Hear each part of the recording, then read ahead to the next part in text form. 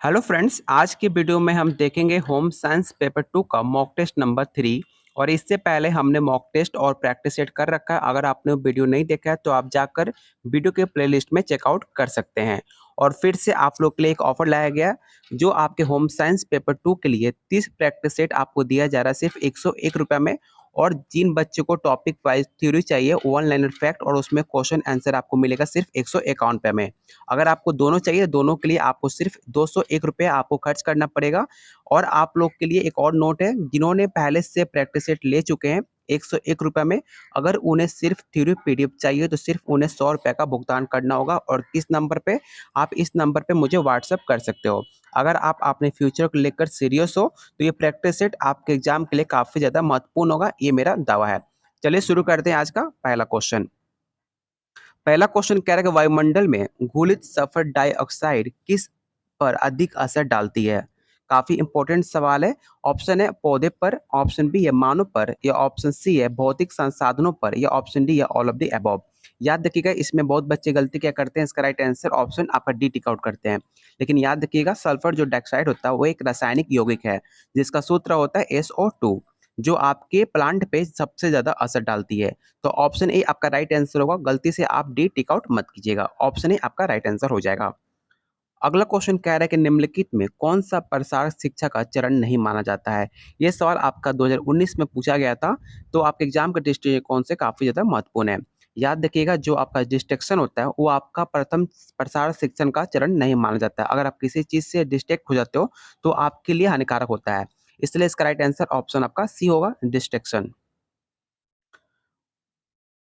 अगला क्वेश्चन कह रहा है कि अपहोल्स्टरी का उपयोग कब किया जाता है? फर्श पर बिछाने के लिए, या फर्नीचर को ढकने के लिए, या पलंग पर बिछाने के लिए, या option D all of the above.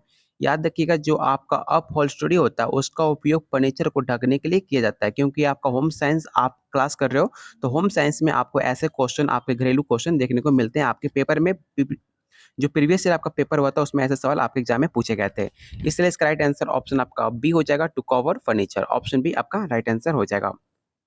अगला क्वेश्चन कह रहा है कि प्रसार शिक्षण का क्या उद्देश्य होता है? काफी इंपॉर्टेंट सवाल है और आप सबको पता होगा, जो आपका प्रसार शिक्षा का उद्देश्य है आपका दृष्टिकोण में परिवर्तन लाना और ज्ञान में परिवर्तन लाना, आपके सारे कुछ आपके प्रसार शिक्षा का उद्देश्य होता है। तो इसका राइट आंसर ऑप्शन आपका डी हो जाएगा। काफी इजी सवाल था, इसमें किसी को भी कंफ्यूजन नहीं होना चाहिए। अगला क्वेश्चन कह रहा है कि आंतों की भीति से उत्पन्न होने वाले हार्मोन को क्या कहते हैं? इस सवाल को आप भी क्वेश्चन टिक आउट कीजिएगा। ऐसे सवाल आपके बीपीएससी टीचर 2023 में पूछे गए थे और इस बार भी उम्मीद है कि ऐसे सवाल आपके पेपर में पूछे जाएंगे। याद रखिएगा, इसका राइट आंसर ऑप्शन आपका सी हो जाएगा। अगला क्वेश्चन कह रहा है कि संतुलन तालिका किस अवस्था में बनाई जाती है? साल के अंत में, या साल की शुरुआत में, या ऑप्शन सी है साल के मध्य में, या ऑप्शन डी ए और बी दोनों। इसमें बहुत बच्चे गलती, इसका right answer D tick out करते हैं, ए और बी। लेकिन ऐसी गलती आपको नहीं करनी है और राइट आंसर ऑप्शन आपका ए हो जाएगा। साल के अंत में आपका राइट आंसर होगा ऑप्शन ए। रक्त एवं ऊतकों में कीटोन बॉडीज एकत्रित कब होते हैं? याद रखिएगा, जो आपका कीटोन होता है वो अम्लता या उस सिचुएशन को कहते हैं जिसमें आपके शरीर में कीटोन की बहुत अधिक मात्रा बढ़ जाती है। तो उस टाइम आपका जो होता है, आपका डायबिटीज कोमा उसमें हो जाता है, जिसमें आपका जो कीटोन होता है उसमें एकत्रित हो जाता है। तो इसका राइट आंसर ऑप्शन आपका सी हो जाएगा, डायबिटिक कोमा। क्वेश्चन 66 कह रहा है कि जीवन चक्र के किस अवस्था में साधनों की मांग बढ़ जाती है? तो इसका आंसर आप लोग बताइए, इसका आंसर क्या होगा? काफ़ी ईज़ी सवाल है और आप लोग उसी स्टेज में अभी फ़िलहाल आप लोग चल रहे हो, जो आपका एक्सपेंडिंग स्टेज होता है, विचार अवस्था जो होता है, उसमें आपके जीवन चक्र की साधनों की माँग सबसे ज़्यादा बढ़ जाती है। याद रखिएगा, इसका राइट आंसर ऑप्शन आपका बी हो जाएगा। और 3 प्रकार का आपका होता है पारिवारिक जीवन, और देख सकते हैं पहला आपका प्राइमरी होता है, दूसरा आपका विस्तृत अवस्था और तीसरा संकुचित अवस्था में बाँटा गया है। इसका स्क्रीनशॉट आप ज़रूर ले लीजिएगा, क्योंकि आपके सवाल ऐसे क्वेश्चन से बनाए जा सकते हैं। तो ऑप्शन आपका ए राइट आंसर हो जाएगा। अगला क्वेश्चन कह रहा है कि सामुदायिक विकास योजना कब स्टार्ट किया गया था? इस क्वेश्चन को आप वीवीआई क्वेश्चन टेक आउट कीजिएगा और आपको बताना इसका राइट आंसर क्या हो जाएगा। याद रखिएगा, जो सामुदायिक विकास का योजना है वो 2 अक्टूबर 1952 को स्टार्ट किया गया था। ऑप्शन सी आपका राइट आंसर हो जाएगा। प्रोटीन में नाइट्रोजन की प्रतिशत कितनी होती है? काफ़ी इंपॉर्टेंट सवाल है। अगर आपने 6 टू 8 में अगर आपने साइंस पढ़ा होगा, तो आपको बताया गया होगा प्रोटीन में जो नाइट्रोजन की संख्या होती है वो टोटल आपके 16 से 19% मानी जाती है। तो ऑप्शन ए आपका राइट आंसर हो जाएगा। कार्य विश्राम एवं शयन के बीच उपयुक्त अनुपात क्या होता है? याद रखिए जो आपका कार्य और विश्राम और शयन के बीच आपका जो रेशियो होता है वो आपका 8:8 माना जाता है। तो ऑप्शन सी आपका राइट आंसर हो जाएगा, ऑप्शन सी। निम्न में कौन-सा शुद्ध तरल आहार नहीं है? फलों का जूस, नींबू का रस या दाल का पानी, या ऑप्शन डी टी है। तो आपको सबको पता हो, अगर बात की जाए फ्रूट डाइट की, तो फ्रूट डाइट आपको चाय कभी आपके अंदर नहीं आता है। फ्रूट डाइट आपका पूछा जा रहा है जो आपके स्वास्थ्य के लिए फ़ायदेमंद साबित हो, और जो आपका चाय होता है वो आपके हेल्थ के लिए उतना अच्छा नहीं माना जाता। इसलिए इसका राइट आंसर ऑप्शन आपका डी हो जाएगा। और आप लोगों से, सब लोगों से रिक्वेस्ट है, जितने लोग क्वेश्चन आप अटेम्प्ट कर रहे हो उसका आंसर आप लोग कमेंट बॉक्स में देते चलिएगा, क्योंकि ऐसा करने से आपको क्वेश्चन का आंसर आपके माइंड में सेट हो जाता है। इसलिए सारे लोग, जितने लोग क्लास आप अटेम्प्ट कर रहे हो, सारा वीडियो देखते-देखते, क्वेश्चन देखते ही आप लोग आंसर, पहले मेरे आंसर बताने से पहले आप लोग आंसर कमेंट बॉक्स में टिक आउट करते चलिएगा। ऐसे करने से आपको आंसर ऑटोमेटिक इसी टाइम याद हो जाता है।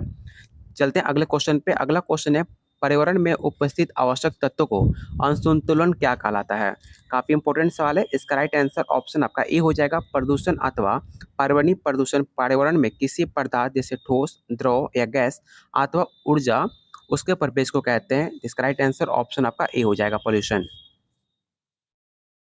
अगला क्वेश्चन कह रहा है कि जैविक मूल्य का प्रयोग किसी गुणवत्ता माप के लिए होता है? कार्बोहाइड्रेट की, प्रोटीन की, या वसा की, ऑप्शन डी है विटामिन। इस सवाल को आप भी क्वेश्चन टिक आउट कीजिएगा, क्योंकि ऐसे सवाल आपके बीपीएससी टीचर 2023 में पूछे गए थे। आप क्वेश्चन पेपर उठा के देख सकते हो कि ऐसे सवाल आपके एग्जाम में आए थे कि नहीं आए थे। तो इसका राइट आंसर ऑप्शन आपका बी हो जाएगा। जैविक मूल्य भोजन से अवशोषित प्रोटीन की गुणवत्ता आपकी माप की जाती है। जो आपके प्रोटीन का मुख्य कार्य शरीर में आधारभूत की संरचना और एंजाइम के रूप में शरीर की जो रासायनिक क्रियाओं को प्रदान करना है। तो ऑप्शन बी आपका राइट आंसर हो जाएगा। अगला क्वेश्चन आपके एग्जाम के दृष्टिकोण से काफ़ी ज़्यादा इंपॉर्टेंट है, और आपको बताना है, आईसीएमआर एनआईएन का 2010 आरडीए के सारणी के अनुसार सामान्य आधारित चयापचय दर संदर्भित महिला एवं पुरुष का वजन निश्चित कब किया गया था? ये सवाल हमने पहले प्रैक्टिस सेट में कर रखा है, तो बिल्कुल भी इसमें आपको कंफ्यूजन नहीं होना, और इसका राइट आंसर क्या होगा आपको बताना है। याद रखिएगा, आपके जो एक 2020 आरडीए के अनुसार जो पुरुष होते हैं, पुरुष का आपका वेट होना चाहिए 65 किलोग्राम, और फीमेल का 55 किलोग्राम माना गया है, जो आपके हेल्थ के लिए काफ़ी ज़्यादा महत्वपूर्ण होता है। अगला क्वेश्चन है, प्रसार शिक्षण एक डैश विधि है। आपको बताना है कि प्रसार शिक्षण कैसी एक विधि मानी जाती है? याद रखिएगा, जो आपका ऑप्शन सी आपका राइट आंसर हो जाएगा, बिहेवियरल टीचिंग। व्यवहारिक शिक्षण आपका माना जाता है एक्सटेंशन टीचिंग। आपने सीटेट में 6 टू 8 का अगर आपने पेपर अटेम्प्ट किया होगा, तो ये सवाल आपके एग्जाम में देखने को मिला होगा कि एक्सटेंशन और इंटेंशन मेथड क्या होता है टीचिंग। तो ऑप्शन सी आपका राइट आंसर हो जाएगा, इसे आप जरूर याद रखिएगा। आप देख सकते हैं हर क्वेश्चन को डिफिनेशन अच्छे से समझाया गया। आप पूरा, अगर पूरा डिफिनेशन आप सही से पढ़ते हो, तो आपको किसी भी क्वेश्चन में कन्फ्यूजन आपको नहीं रहने वाला। इसलिए मैं कह रहा हूँ कि अगर आप फ्यूचर को लेकर सीरियस हो, तो आपके लिए सिर्फ ₹101 आपके पॉकेट मनी और आपके कोल्ड ड्रिंक, बर्गर से काफ़ी कम है।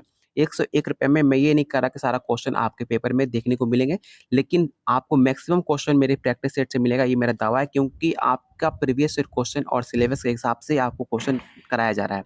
जो आपके एग्जाम में डिट्टो आएगा, सिर्फ ₹101 में कोई भारा चीज़ नहीं है, और आपके एग्जाम में काफ़ी ज़्यादा हेल्पफुल होगा। अगर आप लेना चाहें तो आप कमेंट कर सकते हैं, नहीं तो सिर्फ आप मेरा वीडियो अगर आप शुरू से लेकर अंत तक देखते हो, तो आपके एग्जाम के लिए काफ़ी ज़्यादा हेल्पफुल होगा, ये मेरा दावा है। चलते हैं अगले क्वेश्चन पे। अगला क्वेश्चन है, प्रथम अस्थायी दाँत कौन से होते हैं? काफ़ी इंपॉर्टेंट सवाल है, और आप लोग, बहुत बच्चे इसमें कन्फ्यूज़ हो जाते हैं कि प्रथम जो आपका दाँत निकलता है वो अस्थायी दाँत कौन-सा होता है? तो आपको बताना है कि मोलर टीथ होता है, या कैनिन होता है, या सेंट्रल होता है, या ऑप्शन डी है प्रीमोलर टीथ। याद रखिएगा, जो आपका सेंट्रल जो दाँत होता है ना, जो बीच में जो दाँत होता है आपका केंद्रीय कृतक, सबसे पहले आपका अस्थायी दाँत वही होता है। जो आपका सबसे पहले दाँत वो टूटता है, जो जन्म के पश्चात 6 से 8 माह के बीच शिशु के दाँत निकलना प्रारंभ होते हैं, और 2.5 साल की उम्र तक जाते-जाते आपका 20 दाँत निकल आते हैं। तो इसका राइट आंसर ऑप्शन आपका सी होगा, और बहुत बच्चे इसमें कन्फ्यूजन करते हैं, इसलिए मैंने कहा कि सवाल को इम्पोर्टेंट है, आप इसे ज़रूर नोट डाउन कर लीजिएगा। अगला क्वेश्चन है कि जन्म से 30 मिनट की अवस्था को क्या कहते हैं? तो आपने सीटेट में पढ़ा होगा कि आपके जन्म से 30 मिनट की अवस्था को किस नाम से जानते हैं, आपको बताया गया होगा। उसे आप प्रोट्यूट अवस्था कहते हैं, तो ऑप्शन सी आपका राइट आंसर हो जाएगा। और जो इन्फेंसी होता है वो आपका, जो बचपन जैसे बच्चे जन्म लेते हैं वहाँ से आपका स्टार्ट होता है आपका इन्फेंसी पीरियड। तो ऑप्शन सी आपका राइट आंसर हो जाएगा। बजट के लिए उपभोग का नियम किसके द्वारा प्रतिपादित किया गया था? काफ़ी इंपॉर्टेंट सवाल है। इस क्वेश्चन को आप ज़रूर विवेक क्वेश्चन टेक आउट कीजिएगा और याद रखिएगा, जो बजट का उपयोग का नियम था, वो आपका डॉक्टर एंजल द्वारा आपका प्रकाशित किया गया था। बहुत बच्चे इसका गलती आंसर टेक आउट करते हैं डॉक्टर स्मिथ, लेकिन ऐसी गलती आपको नहीं करनी है, क्योंकि आपका एक नंबर काफ़ी आपके एग्जाम के दृष्टिकोण से काफ़ी ज़्यादा महत्वपूर्ण होता है। तो ऑप्शन बी आपका राइट आंसर होगा, डॉक्टर एंजल, जो आपको उपभोग का नियम उनके द्वारा प्रतिपादित किया गया था। तो ऑप्शन बी आपका राइट आंसर हो जाएगा, जो आपके जर्मन के रहने वाले थे। क्वेश्चन 78 कह रहा है कि स्वास्थ्य सेवाओं को जन जन तक पहुंचाने के लिए गांव का नियुक्त किए जाते हैं। आपको बताना है इसका राइट आंसर क्या हो जाएगा। तो इसका राइट आंसर ऑप्शन आपका ई हो जाएगा, हेल्थ गाइड। और इसमें बहुत बच्चे कंफ्यूज करते हैं और right answer D tick out करते हैं, लेकिन ऐसी गलती आपको नहीं करनी है। और इसका राइट आंसर ऑप्शन आपका ई हो जाएगा, हेल्थ गाइड। ऑप्शन ए आपका राइट आंसर हो जाएगा। अगला क्वेश्चन है कि एस्बेस्टस क्या होते हैं? याद रखिएगा, जो आपका एस्बेस्टस होते हैं वो एक प्राकृतिक खनिज रेशा माना जाता है। तो ऑप्शन आपका सी राइट आंसर हो जाएगा। और इस सवाल को आप भी क्वेश्चन टिक आउट कीजिएगा, क्योंकि आपके प्रीवियस ईयर क्वेश्चन में आपको रेशम से लेकर 4 से 5 सवाल आपको पूछे गए थे। और मैंने एक स्पेशली इसका वीडियो मैंने टॉपिक वाइज प्रैक्टिस सेट करा रखा है।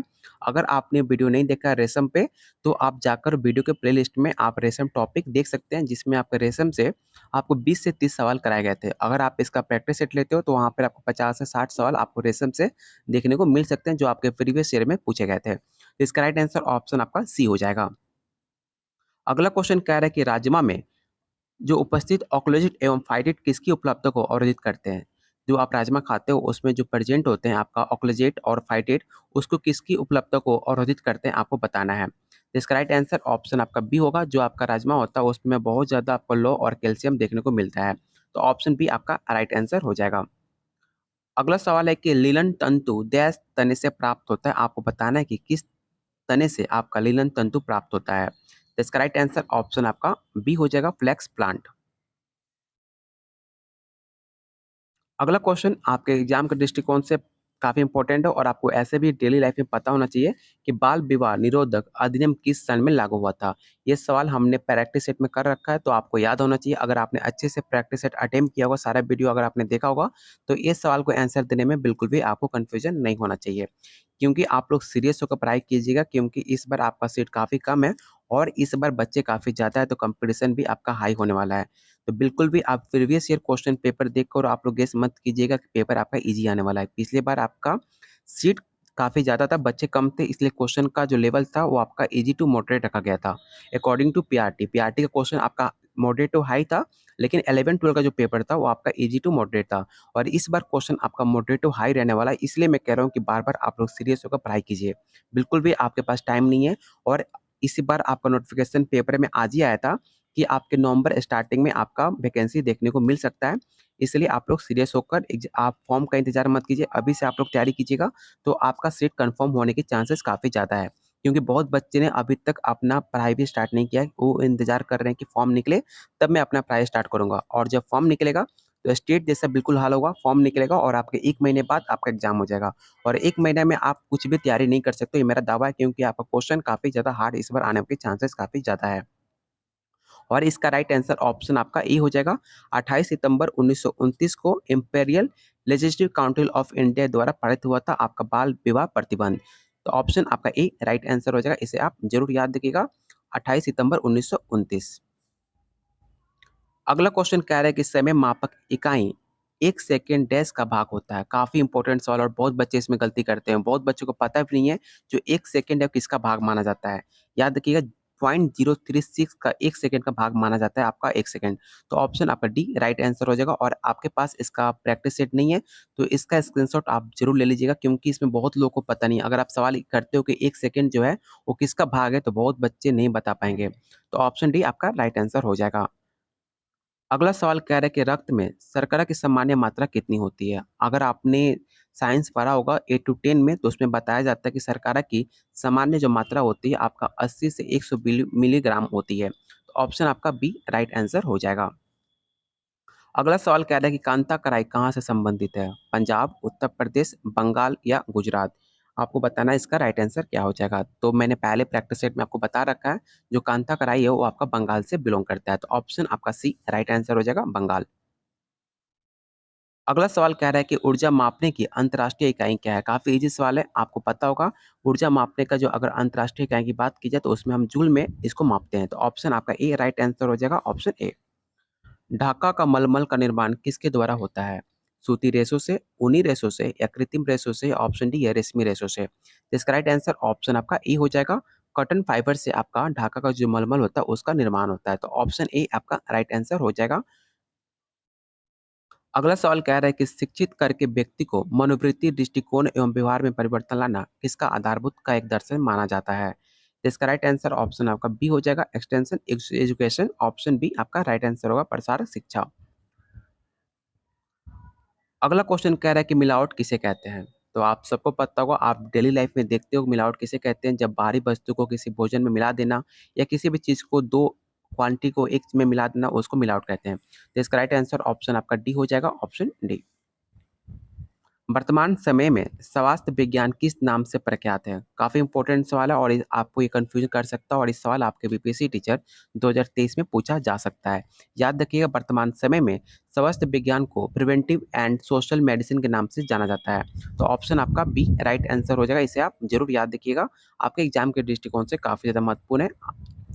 अगला सवाल कह रहा है कि गर्भकालीन अवस्था होती है, आपको बताना है कि प्रीनेटल पीरियड कब से कब तक मानी जाती है। ये सवाल आपने सीटेट में और साइंस में पढ़ा होगा, तो बिल्कुल भी आपको कन्फ्यूजन नहीं होना चाहिए। याद रखिएगा, जब आपके गर्भधारण से लेकर बच्चे का जन्म जब तक नहीं हो जाता है, तब तक उस पीरियड को हम प्रीनेटल पीरियड के नाम से जानते हैं। तो ऑप्शन आपका बी राइट आंसर हो जाएगा। और आप लोगों से रिक्वेस्ट है, जितने लोग आप वीडियो देख रहे हो, तो आप लोग कंजूसी क्यों करते हो वीडियो को लाइक करने में? जितने लोग आप वीडियो देख रहे हो, अगर उसका हर एक इंसान अगर वीडियो को लाइक करता है, तो मुझे भी बस अच्छा लगता है कि हाँ, आप लोग को वीडियो पसंद आ रही है, आप लोग के लिए मेहनत की जो की जा रही है, वो आपको अच्छा लग रहा है। तो लाइक करने में बिल्कुल आप लोग कंजूसी मत कीजिए, लाइक ज़रूर कीजिएगा वीडियो को। और हर कोई एक बार वीडियो को ज़रूर शेयर कीजिएगा अपने दोस्त या ग्रुप्स में। चलते हैं अगले क्वेश्चन पे। आपको बताना है कि DWCRA क्रियान्वयन क्या कार्य करती है, आपको बताना है। केंद्र सरकार द्वारा या राज्य सरकार या जिला परिषद या इनमें से कोई नहीं। तो इसका राइट आंसर ऑप्शन आपका बी हो जाएगा, स्टेट गवर्नमेंट, जो गरीबी रेखा से नीचे रहने वाली महिलाओं को आर्थिक या सामाजिक विकास के लिए विशेष पहल माना जाता है आपका DWCRA द्वारा। तो जो आपके राज्य सरकार द्वारा एक पहल मानी जाती है। तो ऑप्शन आपका बी राइट आंसर हो जाएगा। और ये भी सवाल आपसे पूछा जाता है कि DWCRA की स्थापना कब की गई थी? याद रखिएगा, 1982 में आपका DWCRA का स्थापना की गई थी, जिसमें आपकी महिलाओं का आर्थिक और सामाजिक का विशेष ध्यान रखने के लिए इसको आप स्थापना की गई थी। तो ऑप्शन बी आपका राइट आंसर हो जाएगा, स्टेट गवर्नमेंट। अगला सवाल कह रहा है कि संश्लिष्ट रंजक की खोज किसके द्वारा की गई थी? काफ़ी इंपॉर्टेंट सवाल है, याद रखिएगा। इसका राइट आंसर ऑप्शन आपका ए हो जाएगा, William Henry Fortune. Option A आपका राइट आंसर हो जाएगा। और रंग के 2 प्रकार होते हैं, इसे भी आपको पता होगा, नेचुरल और एक संश्लिष्ट रंग। तो ऑप्शन ए आपका राइट आंसर हो जाएगा। अगला सवाल कह रहा है कि निम्न में कौन-सा एक वेंट रंजक है? हल्दी, नमक, कुलतार या ऑप्शन डी है इंडिगो। आपके एग्जाम के दृष्टिकोण से काफ़ी इंपॉर्टेंट सवाल है, क्योंकि अगर आप होम साइंस के पेपर दे रहे हो, तो इस सवाल आपको पता होना चाहिए। और इसका राइट आंसर ऑप्शन आपका डी हो जाएगा, इंडिगो। अगला सवाल कह रहा है कि जायगोट किसे कहते हैं? तो मैंने कितनी बार आपको बता चुका हूँ कि जायगोट किसे कहते हैं, क्योंकि ये सवाल हमने प्रैक्टिस सेट में एक टॉपिक वाइज़ इस टॉपिक पे मैंने प्रैक्टिस सेट करा रखा हुआ है, जिसमें आपको 30 से 40 क्वेश्चन आपको कराया गया था। तो बिल्कुल भी इसमें आपको कन्फ्यूजन नहीं होना चाहिए। जो आपका जायगोट होता है, एक न्यू सेल होता है। तो ऑप्शन आपका सी राइट आंसर हो जाएगा, ऑप्शन सी न्यू सेल। अगला सवाल कह रहा है कि पर्यावरण स्वच्छता का नाम बदल कर क्या रखा गया है? काफ़ी इंपॉर्टेंट सवाल है, इस क्वेश्चन को आप विवेक क्वेश्चन टिक आउट कीजिएगा। आपको बताना है कि the change name of environment cleaning, क्या नया नाम रखा गया आपका पर्यावरण स्वच्छता का? तो इसका राइट आंसर ऑप्शन आपका बी हो जाएगा, एनवायरमेंटल हेल्थ आपका राइट आंसर होगा। बहुत बच्चे इसमें गलती करते हैं, तो इस क्वेश्चन को आप जरूर नोट डाउन कर लीजिएगा। ऑप्शन बी आपका राइट आंसर हो जाएगा। अगला क्वेश्चन कह रहा है कि मलमल कपड़े को एक टुकड़े के धागों की संख्या यदि 64/40 हो तो उसे क्या कहेंगे? ये सवाल हमने प्रैक्टिस सेट में कर रखा है, तो बिल्कुल भी आपको इसमें कन्फ्यूजन नहीं होना चाहिए।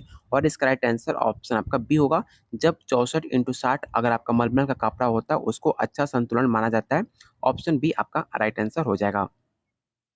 और आज का लास्ट क्वेश्चन रहेगा, बताना है कि वृद्धावस्था में कैल्शियम की कमी से निम्न में कौन-सा बीमारी उत्पन्न होता है, आपको बताना है। तो इसका अगर आपकी वृद्धावस्था अगर आप पीरियड में हो, अगर आपको उस टाइम कैल्शियम की कमी होती है, तो उस टाइम कौन-सी बीमारी आपको होता है, आपको ये बताना है। तो इसका राइट आंसर ऑप्शन आपका बी हो जाएगा।